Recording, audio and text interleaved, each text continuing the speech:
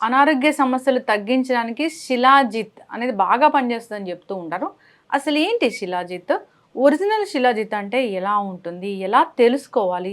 దీన్ని ఎవరు వాడాలి? ఎవరు వాడకూడదు? వాడుకుంటే వచ్చే ప్రయోజనాలు ఏంటి? పూర్తి వివరాలు తెలుసుకుందాం. మనతో పాటు ఉన్నారు ప్రముఖ యోగా అండ్ స్పిరిచువల్ గురువు అరుణాదేవి గారు. మ్యామ్ నమస్తే అండి. నమస్తే అమ్మా. శిలాజిత్ అనేది అసలు ఏంటి మ్యామ్? ఎక్కడి నుంచి వస్తుంది అది?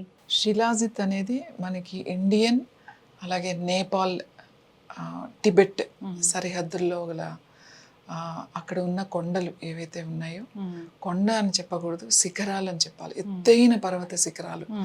ఎత్తైన పర్వత శిఖరాల్లో మనకి గిలిజిత్ పర్వతాలు అని చెప్పేసి మనకి ఆ బార్డర్లో ఉన్న పర్వతాల మీద నుంచి వచ్చే శిలాజిత్. అంటే శిలాజిత్ అనేది ఒక రాయికి, ఆ ఎత్తైన శిఖరాల్లో ఉండే రాళ్ళకి నుంచి వచ్చే ఒక పొడిమట, అంటే ఒక చెమటలాగా దానికి ఉద్భవిస్తుంది.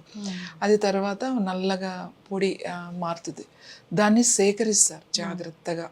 ఆ పొడిని సేకరించి దాన్ని మళ్ళీ చాలా పద్ధతులు ఉన్నాయి దాంట్లో. అంటే సూరి తాపి అని చెప్పి, తర్వాత మన త్రిఫలా పౌడర్, అవన్నీ మిక్స్ చేసి దీనికి అది క్లీన్ చేయడం కూడా ఒక కళ.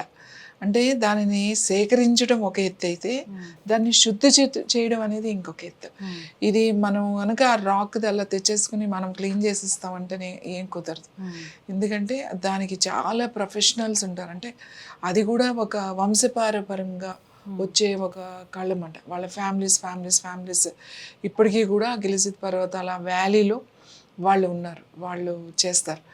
అయితే శిలాజిత్ అనేది ఒక రాయికి చెమట అది వచ్చే అది ఏదైతే ఉందో దాన్ని రసాయనం అంటే దాన్ని రసాయనము అని కూడా అంటారు.